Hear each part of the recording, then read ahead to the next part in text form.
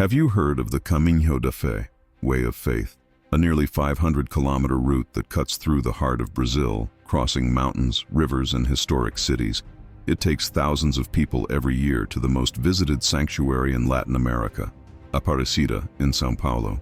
But what's so special about this trail? What stories, mysteries, and secrets lie hidden behind each pilgrim's footprints? And why have some never returned to share their experiences? Stay with me until the end of this video to find out, and take the opportunity to subscribe to the Rotas Sagradas channel and leave your comment. Would you have the courage to take on this journey? The Caminho da Fé officially began in 2003, conceived by businessman Almiro Grings, inspired by the famous Camino de Santiago de Compostela in Spain. But its roots are much older and richer in meaning. Since the 18th century, when the image of the Virgin of Aparecida was found in the Paraíba do Sul River by three fishermen, Domingos Garcia, Felipe Pedroso, and João Alves, thousands of devotees began to make pilgrimages to the place where the saint began to be venerated.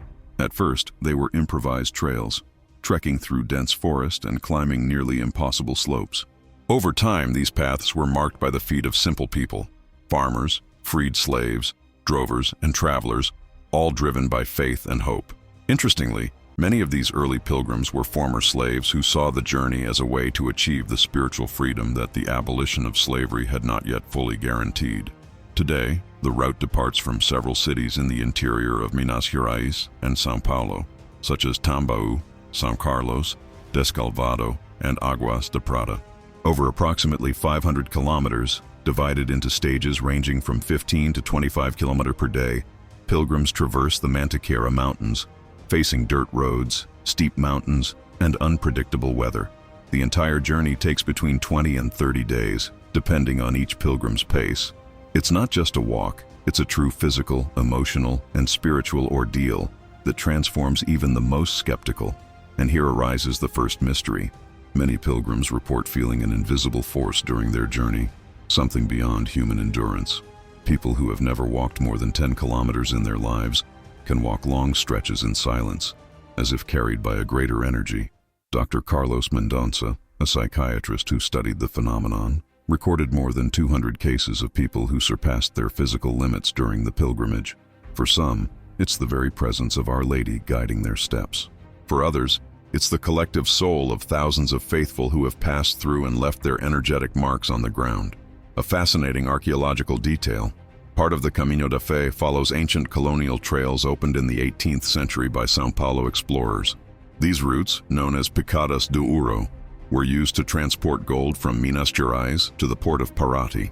Maps from the period, preserved in the São Paulo Public Archives, show that these trails were traveled by cattle drivers transporting not only gold, but also cattle, coffee, and slaves. It's as if history has changed direction. The path that once served material wealth and human suffering now leads to inner seeking and spiritual liberation. Among the most notable cities along the route is Águas da Prata in São Paulo, considered the official starting point of the Caminho da Fé, Way of Faith. There, at the São Sebastião Parish Church, pilgrims receive their pilgrim's credential and encounter the first sign with the famous yellow arrow, the same symbol used on the Camino de Santiago. This marking is almost a pact. From then on, each arrow indicates not only the direction, but also the certainty that someone has passed that way before you. Interestingly, the arrows are replaced every 6 months by local volunteers, many of whom are former pilgrims who have decided to give back to the trail. Further on, the route leads to Andradas, known as the Land of Wine, where Catholic tradition blends with ancient legends of Marian apparitions. The town is home to the Sanctuary of Our Lady of Lourdes, built in 1920 after alleged apparitions of the Virgin Mary to a young local shepherdess. Older residents say that on new moon nights, unexplained lights can still be seen hovering over the region's hills. In 2018, a group of German pilgrims recorded strange light formations in the sky on video. The footage was analyzed by ufologists, but a conclusive scientific explanation has never been found. Arriving at Serra da Mantiqueira, the landscape changes completely.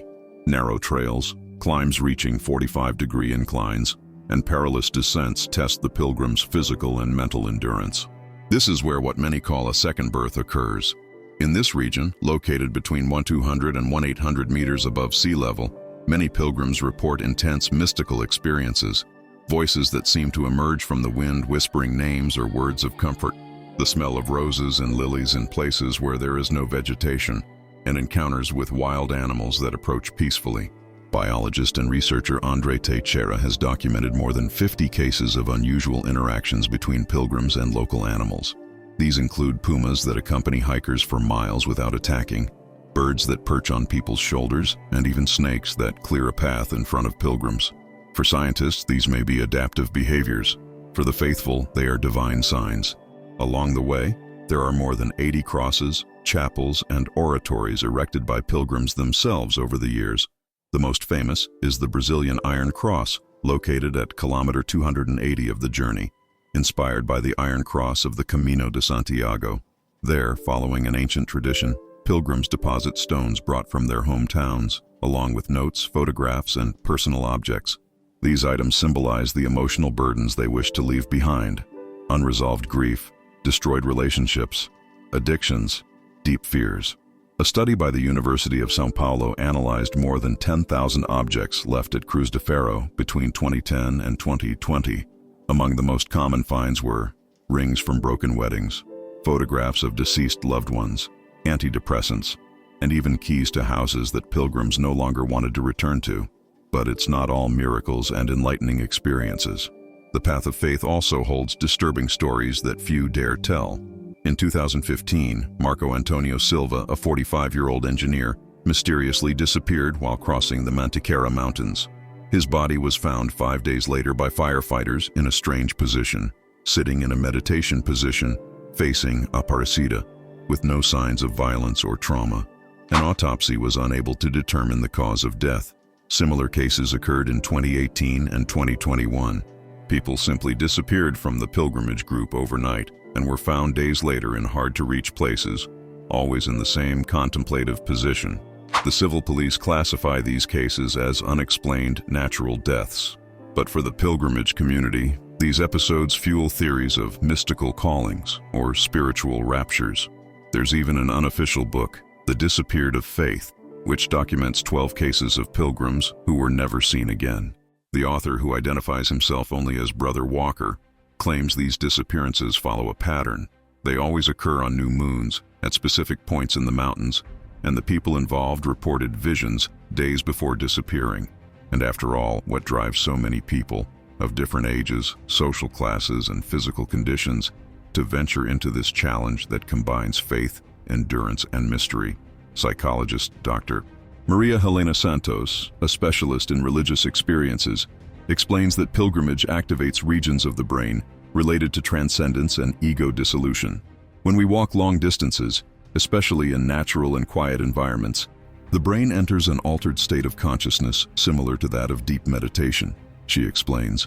The answer may also lie in the transformative nature of the journey itself. When we walk miles and miles, we leave behind not only roads, but also fears, guilt, anxieties, and insecurities. The pilgrim carries not just a backpack, they carry within themselves an entire world of pain and hope that transforms with each step. Arriving in Aparecida after weeks of walking is something beyond description. The sight of the immense National Basilica, with its 100-meter-high towers rising in the distance like a spiritual beacon, provokes intense emotional reactions in virtually every pilgrim. Many burst into uncontrollable tears. Others remain completely silent for minutes. Some run the last few meters as if running into a mother's arms. For some, it's like returning home after a long absence. For others, it's the fulfillment of a promise made in moments of despair. Arrival traditionally takes place in the Room of Miracles, where pilgrims deposit their stamped credentials and say their final prayers. There, surrounded by thousands of ex-votos and photographs of graces received, many feel they have completed not just a physical journey, but a total transformation of their lives. If we look closely, the path of faith is also a perfect metaphor for human existence itself. Just as on a hike, in life we face steep climbs that test our endurance, descents that seem endless, unexpected storms that leave us drenched, and moments of extreme exhaustion when we consider giving up. But in the end, we discover that what matters isn't how quickly we reach our destination, but rather the profound transformation that occurs within us along the way. Every blister on our feet, every sore muscle, every sleepless night in a modest hostel becomes a learning experience, growth, and inner strengthening. The Camino da Fé is not just a religious pilgrimage. It is a journey of self-discovery that challenges our limits, confronts our fears, and reconnects us with our purest essence. It is perhaps one of the last refuges in our fast-paced world where we can still find the silence necessary to listen to our own soul. And now I want to hear from you. Would you dare to tackle the more than 400 kilometers of the Camino da Fé? Do you believe this journey can truly change a person's life forever? Or do you think it's all just psychological suggestion?